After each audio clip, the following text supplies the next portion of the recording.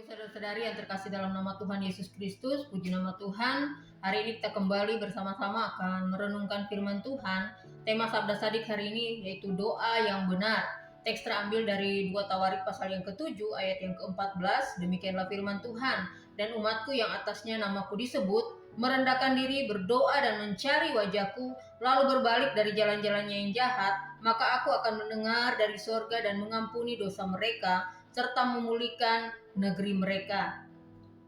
Saudara yang kasih Tuhan, sebagaimana yang kita tahu, Raja Salomo dipilih oleh Tuhan untuk membangun bait suci. Dan ia menyelesaikannya. Bait suci yang dibangun kemudian didedikasikan untuk Tuhan. Kalau kita membaca di pasal yang ke-6, setelah pembangunan bait suci, Salomo menaikkan doa-doa bagi bangsanya. Dan di pasal yang ke-7, Tuhan merespon.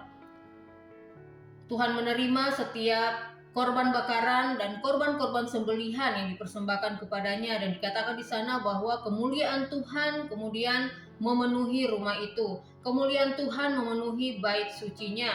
Lalu Tuhan menampakkan diri kepada Salomo untuk yang kedua kalinya, dan ia menyampaikan firman bahwa ia telah memilih tempat itu, telah memilih bait suci yang dibangun oleh Salomo sebagai tempat atau rumah persembahan.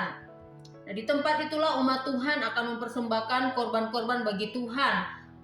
Umat Tuhan akan melakukan ibadah-ibadah, menaikkan doa-doa, dan juga menjadi tempat umat Tuhan mencari wajahnya untuk meminta pengampunan karena kesalahan-kesalahan mereka. Jadi bait suci yang dibangun juga berfungsi menjadi tempat doa, dan Tuhan akan mendengar doa-doa yang dinaikkan kepadanya. Ya, bagaimana doa yang benar yang mendatangkan jawaban dari Tuhan?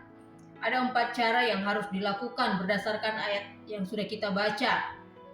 Yang pertama yaitu merendahkan diri. Ya, kita menyadari siapa diri kita di hadapan Tuhan. Oleh sebab itu kita perlu memiliki kerendahan hati saat menghampiri Tuhan. Kita mengakui ketergantungan kita kepada Tuhan. Kita mengakui bahwa kita membutuhkan Tuhan, membutuhkan pertolongan yang daripada Tuhan. Nah, ini sikap yang harus kita miliki kalau kita ingin mendapatkan jawaban doa. Karena Tuhan tidak mendengar orang yang sombong, tapi memberikan telinga untuk mendengar doa-doa yang dinaikkan oleh orang-orang yang rendah hati. Kemudian yang kedua yang harus kita lakukan tentunya yaitu berdoa. Ya, kita berbicara kepada Tuhan dan bisa menyampaikan banyak hal, serta permohonan yang disampaikan dengan penuh keberanian, dengan sungguh-sungguh dan dengan penuh iman. Baik untuk kebutuhan kita maupun kita juga bisa bersyafaat untuk kebutuhan orang lain, kebutuhan gereja, kebutuhan bangsa Indonesia, keselamatan untuk jiwa-jiwa. Kita melakukannya dengan tidak berkeputusan sampai Tuhan mendengar, menjawab setiap doa-doa yang dinaikkan. Kemudian yang ketiga, mencari wajahnya. Yang harus kita lakukan yaitu mencari wajahnya. Untuk mendatangkan jawaban Tuhan, umat Tuhan harus merindukan Tuhan, harus mendambakan kehadirannya. Karena kalau Tuhan hadir, Tuhan akan menyatakan kemuliaan dan kuasanya atas umatnya. Kemudian yang keempat, yang harus dilakukan adalah bertobat, berbalik dari jalan-jalan yang jahat, mengakui dosa-dosa dan meninggalkan perbuatan-perbuatan dosa yang tidak menyenangkan hati Tuhan. Maka dikatakan di ayat yang ke-14 bagian B, Tuhan akan mendengar dari sorga dan mengampuni dosa-dosa umatnya serta memulihkan negeri mereka. Tuhan akan mendengar doa-doa dari umatnya, berdoa di bait suci dengan merendahkan diri, ya, berdoa mencari wajah Tuhan dan yang bertobat.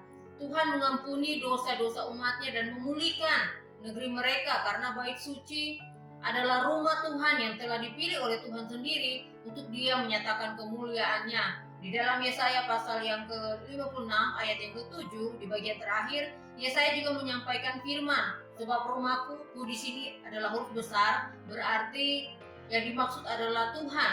Rumah Tuhan akan disebut rumah doa bagi segala bangsa. Dan kalau kita ingat juga dalam pengajaran Tuhan Yesus sendiri, dalam Markus 11 ayat yang ke-17, Ia mengatakan, bukankah rumahku akan disebut rumah doa bagi segala bangsa?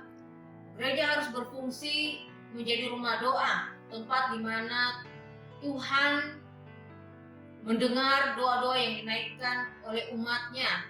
Ya, umat Tuhan bukan hanya mempersembahkan korban-korban pujian syukur dan lain sebagainya, tetapi juga doa-doa. Tapi kita juga harus ingat bahwa setiap kita yang percaya kepada Tuhan, kita adalah gereja, kita adalah bait sucinya, tempat di mana Roh Allah berdiam. Artinya setiap orang percaya harus berfungsi sebagai rumah doa untuk keselamatan jiwa-jiwa. Karena Allah telah memilih kita untuk menjadi tempat kediamannya. Nah, saudara dikasih Tuhan, melalui renungan firman Tuhan hari ini kita diingatkan bahwa kalau kita ingin mendapatkan jawaban doa yang benar itu harus merendahkan diri, berdoa dan mencari wajah Tuhan, kemudian ada pertobatan, bertobat dari jalan-jalan yang jahat. Maka Tuhan dikatakan akan mendengar setiap doa-doa yang dinaikkan.